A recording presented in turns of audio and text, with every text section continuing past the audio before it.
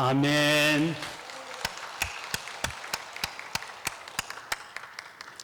호산나 찬양대 귀한 찬양 감사합니다. 이번 달 마지막 주일인 25일 주일은 우리 교회 창립 113주년 기념주일입니다. 한 세기를 훌쩍 뛰어넘는 긴 역사 속에서 지금 우리 교회가 사용하고 있는 예배당은 제3성전입니다.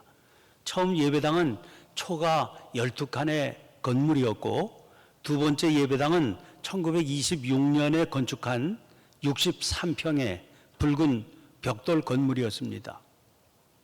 제3성전이라고 이름한 지금의 예배당은 1189평의 고딕식 예배당입니다.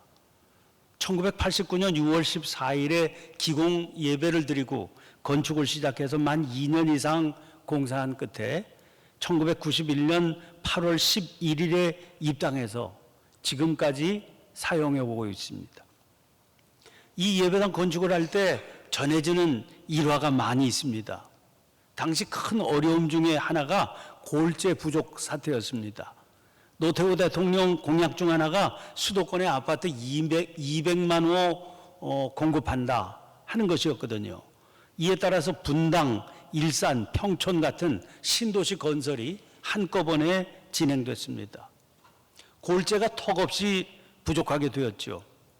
그래서 부족한 모래를 채우기 위해서 건설회사에서는 바다 모래를 공급하는 일이 있었습니다. 당시 건축본부장으로 현장을 책임지셨던 분이 우리 교회 박명길 원로 장로님이십니다. 장로님은 모래가 도착하면 이게 바다 모래인지 아닌지 확인하시기 위해서 직접 그 모래를 입에 넣고 맛을 보셨다는 겁니다. 이런 정성으로 지은 예배당이니까 다른 것은 몰라도 골조는 어느 건물보다도 튼튼하다, 그렇게 자부할 만합니다. 근데 그렇게 정성을 다해 지은 예배당이 이제 근 30년이 되어갑니다. 골조는 튼튼하지만 문제는 냉난방 설비와 배관, 전기, 소방 같은 시설들입니다. 냉난방 기계는 수명을 벌써 오래전에 넘겼습니다. 배관도 부식이 심하게 진행되어서 곳곳에서 누수 현상이 일어나고 있습니다. 전기, 소방 같은 것은 특별히 안전과 관련된 시설들이라서 혹시 문제라도 생기지 않을까 관계자들이 늘 노심초사하고 있습니다. 그동안 현장 책임자들이 문제가 생기지 않도록 잘 대응을 해오고 있기는 했습니다. 그러나 이제는 그런 수준의 대비로는 한계에 이르렀습니다. 기계는 새 것으로 바꿀 수밖에 없게 되었고 설비의 대부분을 손보지 않으면 안 될 시점에 이르렀습니다. 몇 년 전부터 책임자들이 이 문제를 진지하게 검토하고 살펴왔습니다. 근데 문제는 언제나 예산이지요. 문제가 되는 것들은 우리 눈에는 보이지 않는 건물 내부에 가려져 있는 것들입니다. 벽을 뜯거나 천장을 뜯어야 해서 쉽지 않은 난공사입니다. 또 공사를 마친 후에도 뭐 손을 댄 흔적이 별로 남지 않는 그런 공사입니다. 그런데 돈은 많이 듭니다. 처음에 전문 업체를 통해서 리포트를 받아보니까 소요 예산이 최소한 37억 이상이 필요했습니다. 액수가 너무 커서 다시 공사 규모를 대폭 줄여서 시급한 공사 부분만 추렸는데도 10억 원 정도의 예산이 들어갈 것으로 예상됐습니다. 이 정도의 금액도 지금 경제 상황으로는 지나치게 교회에 부담이 된다 싶었습니다. 고심을 하면서 다시 검토를 거듭했습니다. 그 결과 우선 6억 원 정도의 예산으로 최소한의 시급한 공사를 시행하면 향후 5년 정도는 무리가 되지 않겠다, 그런 결론을 내리게 됐습니다.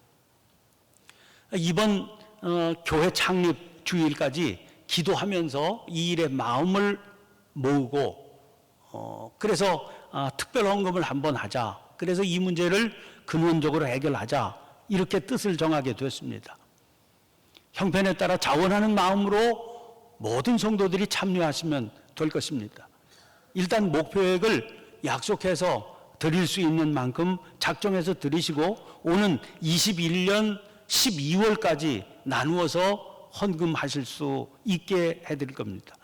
작지 않은 액수겠지요. 그러나 우리 온 교회 성도들이 힘을 합해서 참여하시면 넉넉히 감당할 수 있으리라 그렇게 믿고 있습니다. 여러분 이 일을 위해서 먼저 기도해 주시기를 바랍니다. 그리고 힘을 모아주시기를 바랍니다. 힘과 정성을 다해서 지은 건물이지만 흐르는 세월을 피해갈 수가 없습니다. 옛 것만을 그대로 고집할 수가 없습니다. 옛 모습 그대로를 고집했다면 우리는 다 쓰러져가는 초가 12칸에 지금까지 머물러 있었겠지요. 그러나 새로운 모습을 위해서 도전을 거듭해 왔습니다. 그래서 오늘의 우리가 있는 겁니다. 바꿀 것은 바꿔야 되고 고칠 것은 고쳐야 됩니다. 그런데 그렇게 해야 되는 게 어디 건물만의 문제겠습니까? 교회는 건물이 아닌 사람입니다. 예수 그리스도를 주님으로 고백하는 믿음을 중심으로 모인 사람의 모임을 교회라고 하기 때문입니다. 건물이 때로는 달라져야 되고 때로는 고치고 바꾸어야 된다면 사람은 어떨까요? 결코 다르지 않습니다. 계속해서 달라져야 됩니다. 근데 자주 말씀드렸습니다마는 달라진다는 것에는 두 종류가 있습니다. 하나는 변질이고 하나는 변화입니다. 사전을 찾아보면 둘 다 모양이나 성질이 바뀌어 달라짐 이런 똑같은 뜻을 지니고 있는 말로 설명이 되고 있습니다. 그런데 우리가 알다시피 내용은 정반대입니다. 방향이 정반대이기 때문이에요. 변화는 생명을 향합니다. 그러나 변질은 부패와 죽음을 향합니다. 그런데도 두 말은 아주 깊은 연관을 가지고 있습니다. 왜냐하면 변화하지 않으면 변질되기 때문입니다. 이게 생명세계의 원리거든요. 이것을 헤아려 생각하면 생각하면서 저는 바울 사도가 에베소 교회에 보냈던 편지의 한 구절을 오늘 우리들에게 주시는 하나님의 말씀으로 봤습니다. 먼저 바울 사도는 성숙해가는 방향으로 자라가는 것이 변화다. 그게 바른 신앙이다 하는 걸 강조합니다. 13절에 그리스도의 장성한 분량이 충만한 데까지 이르리니 그랬습니다. 15절에서는 범사에 그에게까지 자랄지라 그는 머리니 곧 그리스도라 그랬습니다. 그것은 바울 자신의 생각이 아닙니다. 우리 주님의 생각이십니다. 복음서를 읽어보세요. 자라고 결실하는 비유의 말씀이 여러 차례 등장하고 있지 않습니까?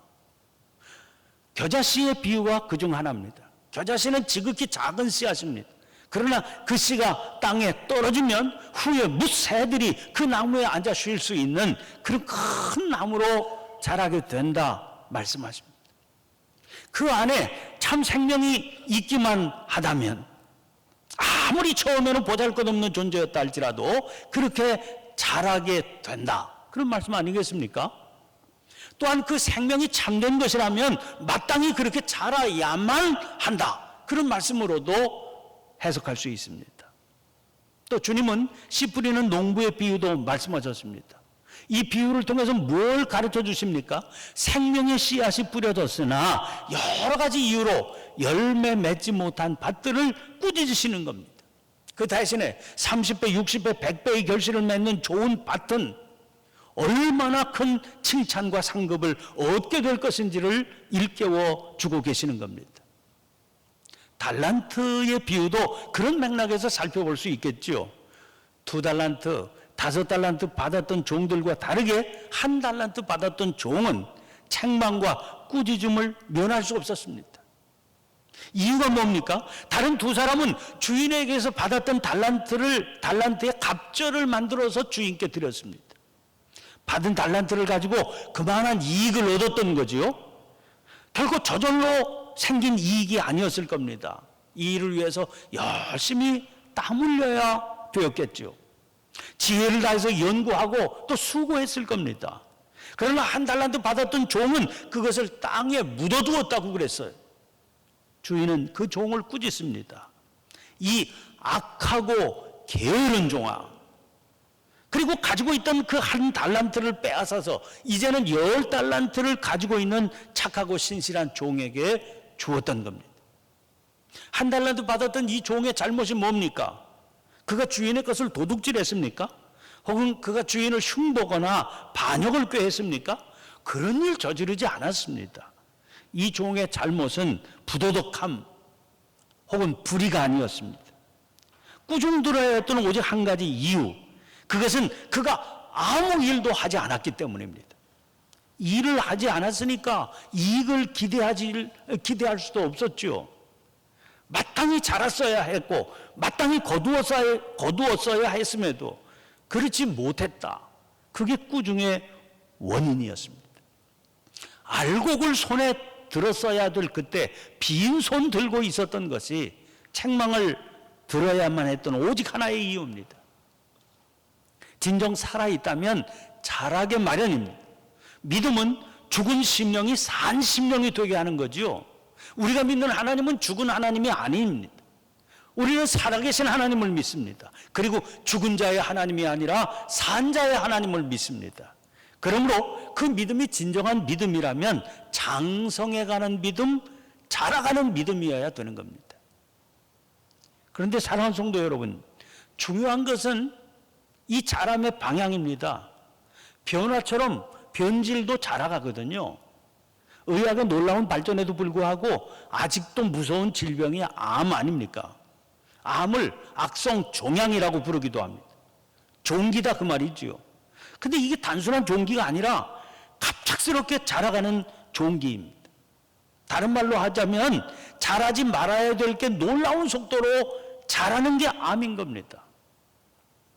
그런 측면에서 보자면 우리들의 삶에도 암이 있죠. 자라지 말아야 되고 사라져야 될 것들이 자라는 겁니다. 생각해 보세요. 교만이 풍성하게 열매 맺어서야 되겠습니까? 악독이 그렇게 갑자기 커져서야 쓰겠습니까? 음행, 더러운 것, 시기가 날마다 눈에 띄게 자라서야 그 사람 온전한 믿음의 생활을 할 수 있겠습니까? 그런 것들은 자라야 할 것들이 아니라 오히려 소멸되어야 할 것들이지요. 그래서 우리 삶의 자리를 한 번씩 돌아보아야 됩니다. 혹시 쓸모없는 것들 혹은 자라서는 안 될 것들이 자라가는 삶은 아닌가 살펴봐야 된다는 거지요. 그런 삶이라면 반드시 큰 어려움이 닥치게 되고 말 겁니다. 오늘 바울 사도는 마땅히 바른 믿음의 사람들 안에서 자라야 할 것들이 무엇인가를 설명해 주고 있습니다. 13절 말씀 보세요. 우리가 다 하나님의 아들을 믿는 것과 아는 일에 하나가 되어 온전한 사람을 이루어 그리스도의 장성한 분량이 충만한 데까지 이르리니, 그렇게 말씀합니다. 무엇보다도 믿음이 자라야 되고 신령한 지식이 마땅히 자라야만 한다, 그런 말씀입니다. 믿음은 한정된 게 아닙니다. 자꾸만 자라가야 됩니다. 하나님을 아는 지식도 마찬가지입니다. 날마다 자라가야만 되는 겁니다. 어디까지 자라가야 되겠습니까? 그리스도의 장성한 분량에 이르기까지입니다. 연약한 우리들이 어떻게 그리스도의 장성한 분량에까지 이를 수 있겠습니까? 아무리 해도 그건 닿을 수가 없지요. 그러니까 이 말씀은 끝없이 자라가야 한다, 그런 말씀이라고 할 수 있을 겁니다. 참으로 바른 믿음의 삶을 살기 위해서는 이 자라나는 것에 그침이 있어서는 안 됩니다.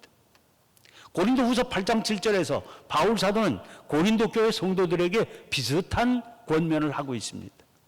오직 너희는 믿음과 말과 지식과 모든 간절함과 우리를 사랑하는 이 모든 일에 풍성한 것 같이 이 은혜에도 풍성하게 할지니라.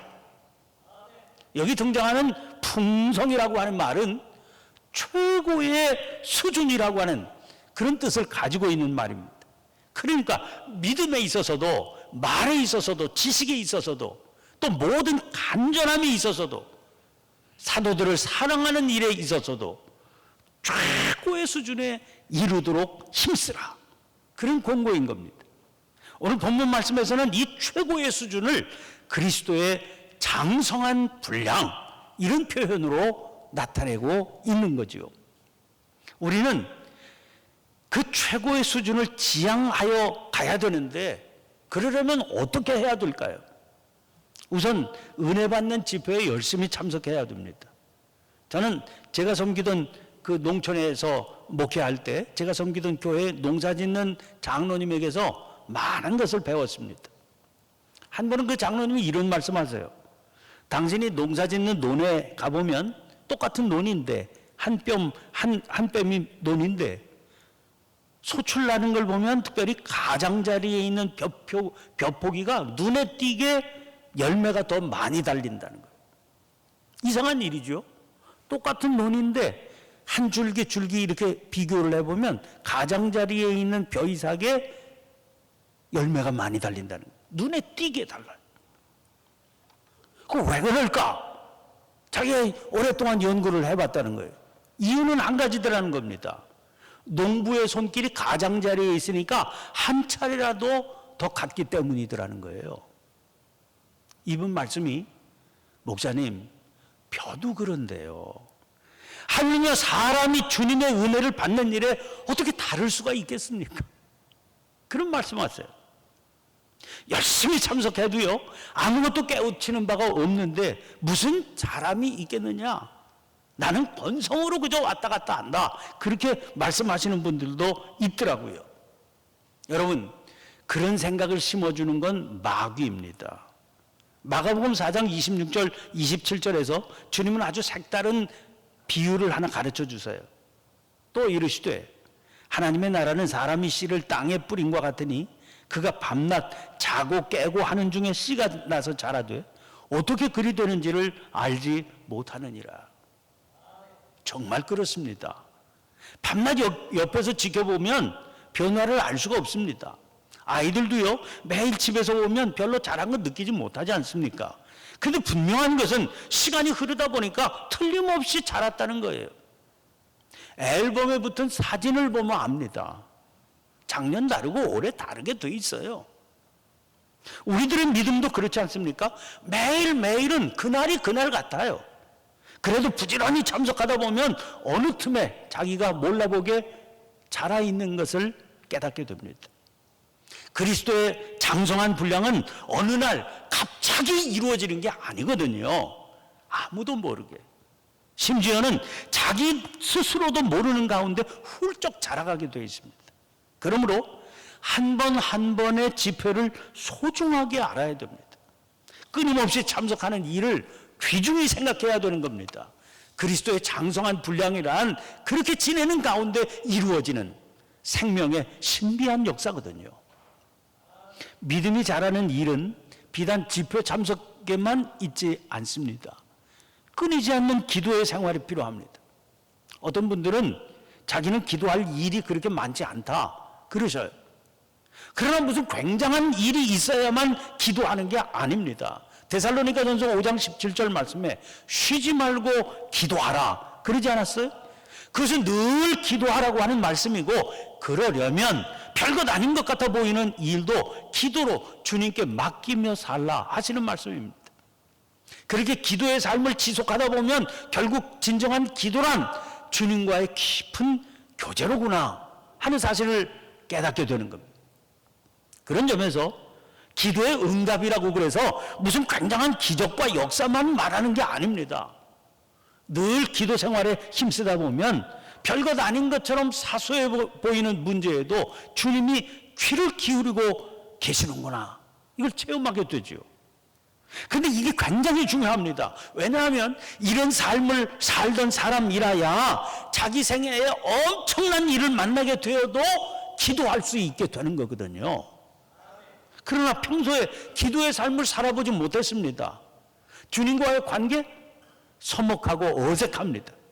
그런 사람이요, 엄청난 일을 만났습니다. 막상 감당할 수 없는 일을 만나게 되니까 이거 기도해야 되는 거 아니야? 이런 생각 품을 수 있지요. 그런데 이 사람에게는 기도의 자리가 너무 낯이 선 겁니다. 어떻게 기도해야 될지도 모릅니다. 기도하면 하나님이 응답해 주신다고 하는 체험 자체가 없으니까 믿음이 잘 생기지도 않습니다. 그러니 매일매일 쉬지 않고 기도의 삶을 살아가는 일이 얼마나 중요한 일이겠습니까? 마찬가지로 성경을 읽고 묵상하는 생활도 있어야만 됩니다. 하나님의 말씀은 영적 삶의 양식 아닙니까? 양식을 원활하게 공급받지 못하는데 무슨 바른 성장을 기대할 수 있겠습니까? 그러나 이 일 역시 그 당장 무슨 굉장한 일이 일어나기를 기대해서는 안 됩니다. 이 일은 매일 세 끼 밥 먹는 것과 같다고 보셔야 됩니다. 하루 세 끼 밥 먹는 일을 통해서 무슨 굉장한 역사를 기대할 수 있겠습니까?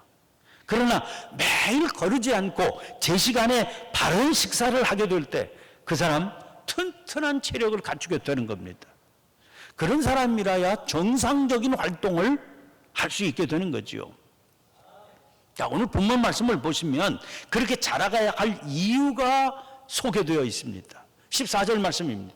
이는 우리가 이제부터 어린아이가 되지 아니하여 사람의 속임수와 간사한 유혹에 빠져 온갖 교훈의 풍조에 밀려 요동하지 않게 하려 함이라. 이 말씀에서 사람의 속임수와 간사한 유혹 이러지 않았습니까? 이 사람의 속임수와 간사한 유혹은 온갖 교훈의 풍조를 만들어낸다는 겁니다. 그런데 다시 한번 잘 살펴보세요. 속임수와 유혹은 교훈이라고 하는 말과는 어울리는 말이 아니지요. 그래서 간사하다, 간사한 유혹 이런 표현을 하게 된 겁니다. 어울리지 않는 것들을 어울리는 것처럼 보이게 만들어 놓았으니 이게 어떻게 간사한 게 아니겠습니까? 땅 위에서 믿음의 사람들은 이런 것들 속에 파묻혀 살고 있는 겁니다. 아주 간사하기 때문에 자칫하면 속아 넘어가고 자칫하면 휩쓸려 들어가게 됩니다. 그렇게 되면 어떻게 되겠어요? 결과는 보나마나지요. 뭐라고 그랬습니까? 요동을 치게 된다고 그랬어요. 이렇게 되지 않으려면 방법은 오직 한 가지, 그리스도의 장성한 분량에 이르기까지, 즉 성숙한 모습으로 설 때까지 쉬지 않고 자라가야 된다는 겁니다. 그러니까 어떻게 해야 그렇게 자라갈 수 있겠습니까? 이 모든 일을 가능하게 하는 힘이 있다고 그랬습니다. 그걸 15절에 소개하고 있습니다. 오직 사랑 안에서 참된 것을 하여 범사에 그에게까지 자랄지라. 여러분 가지고 계신 성경 자세히 보세요. 거기 보면 사랑 안에서라고 하는 말 앞에 3번이라는 표시를 붙여놓았고 페이지 밑을 보면 그 3번에 사랑 안에서 자라자 이렇게 되어 있어요.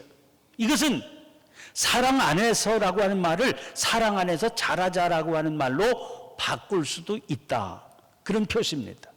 마찬가지로 참된 것을 하여 앞에는 4번이라고 하는 표시가 붙어 있고 그 페이지 밑에는 그 4번이 참된 생활을 하여 이렇게 바꿀 수 있다, 그렇게 알려주고 있는 겁니다.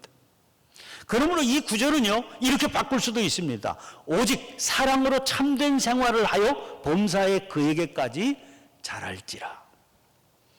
집회에 열심히 참석하고요, 기도 생활에 힘을 내고요, 성경 읽고 묵상하는 일을 해야 그리스도의 장성한 분량에 이르기까지 자라갈 수 있는.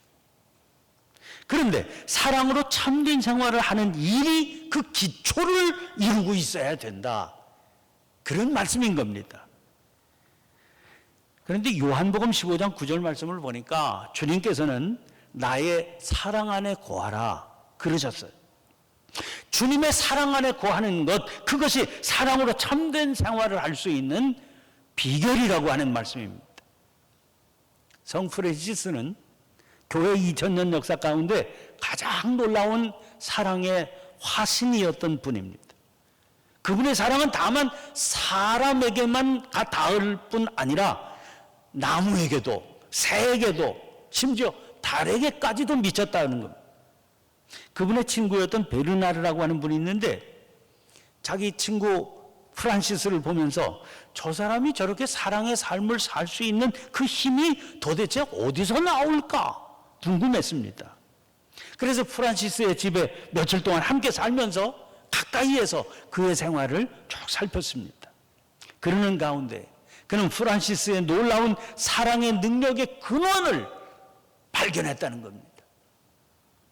모두가 잠든 한밤중에 프란시스는 자기 침상에 일어나 엎드려서 기도를 했습니다. 그때마다 프란시스 다른 기도 드리는 법이 없습니다. 다만 오 주님, 이 한마디를 하고는요 하염없이 눈물을 흘리더라는 거예요. 주님을 그렇게 뜨겁게 사랑했던 거죠. 그게 프란시스의 사랑의 비결이었던 거예요. 주님을 뜨겁게 사랑하게 되니까 주님과 관련된 모든 것들을 사랑하게 되는 거죠. 나무도 새도 심지어는 달까지도 감당하게 만드는 위대한 사랑의 원천이 거기에서부터 왔더라는 거예요. 사랑하는 성도 여러분, 살같이 빠른 시간이 지금 흘러가고 있습니다. 마땅히 그 시간을 따라 빠르고 놀랍게 자라가야 할 우리들의 영적 삶의 현주소는 어디겠습니까? 오직 사랑으로 참된 생활을 하여 범사에 그에게까지 자라가는 우리가 될 수 있기를 바랍니다. 그래서 세상의 온갖 교훈의 풍조에 밀려 요동하지 않고 놀라운 생명의 역사를 통해서 주님을 기쁘시게 하는 성도가 되시기를 주님의 이름으로 간절히 축원합니다. 기도하겠습니다. 은혜로우신 하나님, 아름다운 예배당 허락해 주셔서 편안하고 안전하게 예배하며 믿음이 자라가게 하시는 것을 감사드립니다. 이제 필요한 곳곳에 튼튼하고 안전하게 수리하는 큰 일을 앞두고 있습니다. 이 일에도 함께 해주시기를 원합니다. 그와 함께 저희들의 내면을 수리하고 변화시켜가는 일에도 게으름이 없게 해 주시옵소서. 사랑 안에서 참된 것을 하여 범사에 주님에게까지 자라가 주님을 닮은 거룩한 삶으로 세상을 변화시키는 주님의 종들 되게 해 주시옵소서. 날마다 변화의 힘과 능력을 공급해 주시는 그리스도 예수님 이름으로 기도하옵나이다. 아멘. 아멘. 아멘.